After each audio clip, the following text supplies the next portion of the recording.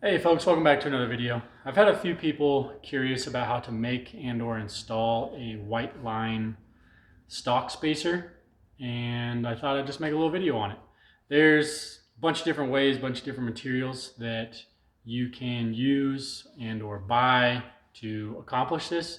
I mean, you can buy a pre-made one, Brownells, Midway, places like that. Sell pre-made, pre-shaped ones. You could buy a recoil pad with it already installed, like it's part of the recoil pad. G10 spacer material, PVC, old license plate, like plastic license plate. I've seen a video on that. I just tend to use white bucket lids. They're convenient. I can just run to the hardware store, grab them.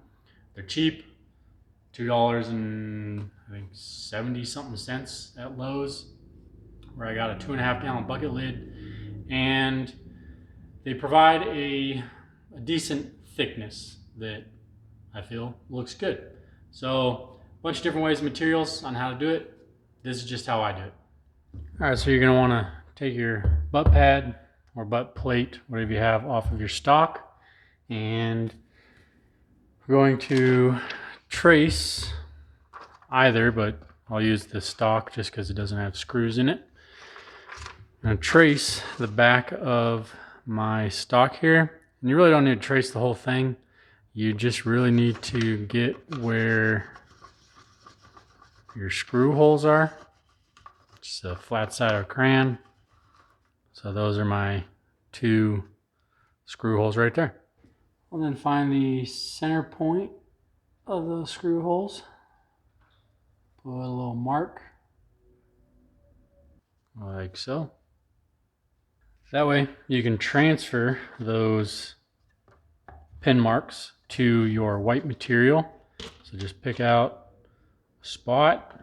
If you're using a bucket lid that has like raised writing on it, that stuff can be basically shaven off with a razor blade. But if you've got the real estate right now, find somewhere it's going to be flat all the way around, just makes it easier.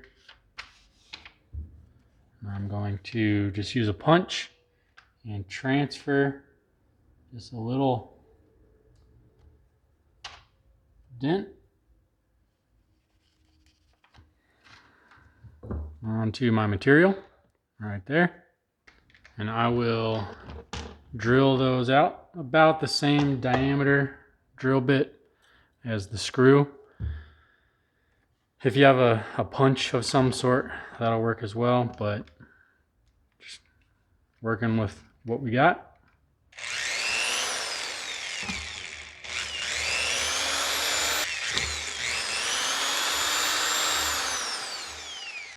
I'll then drive my screws through there and attach it like this to the butt pad, or excuse me, to the stock, till it's on there nice and secure.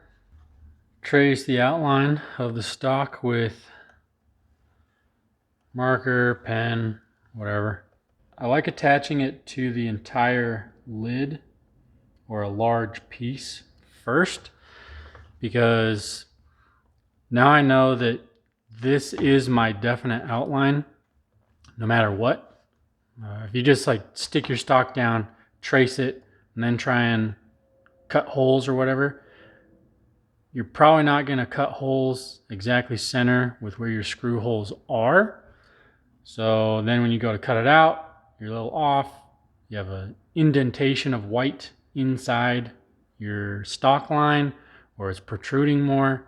So this line right here just makes it so I know this is my outline for sure, because these holes will always line up and it doesn't move from that position. I then unscrew it. I'll cut out a larger piece so it's easier to work with instead of having to deal with this whole lid. And set that aside. Then just take a decent pair of scissors or an X-Acto knife. That's all you got. And I'm going to cut right along the line if you could see when I traced it, in between the pen line and the stock, there was just a tiny little bit of gap in between there. So I'm just going to cut right along my line.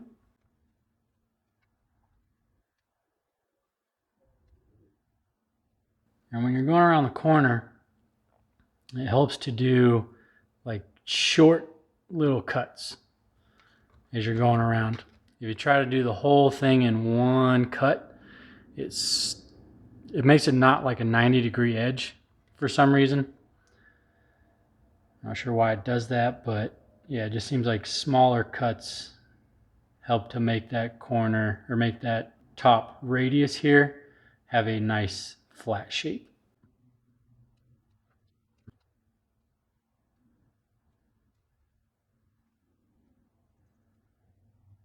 So there's your cutout.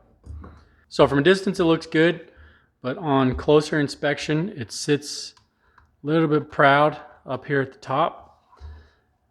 Not too much on that side. Maybe just a touch on this left side. And a little bit on the bottom. So top, left, and bottom. Now we'll just go at that, and maybe a little bit over here just to blend it all in with some 220 grit sandpaper. You could leave it on and go at it with like a sanding block and mask off anything you don't want to sand, but I usually just take it off again.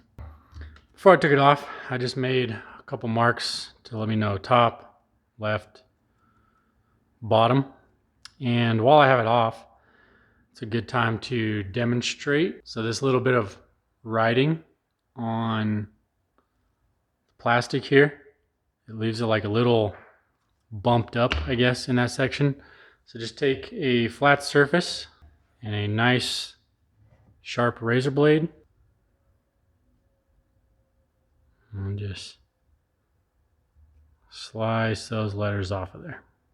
I'll then take my sandpaper, my 220 grit, keeping it at a 90-degree angle, and just kind of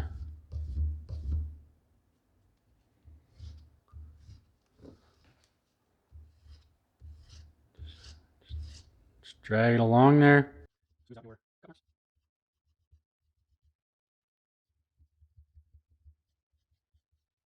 Did a little bit more off camera, but you can now always come back and line up your screw holes, see what more you need to do.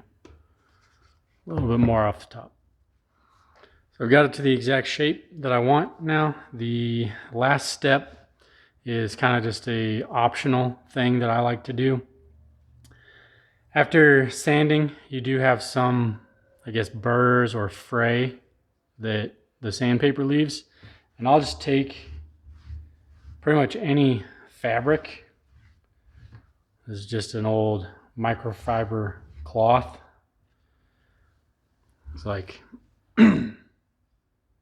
it kind of burnishes or melts that little frayed edge off. So I'll kind of go at an angle, just a couple times, clean up the edge like that, just all the way around it on both sides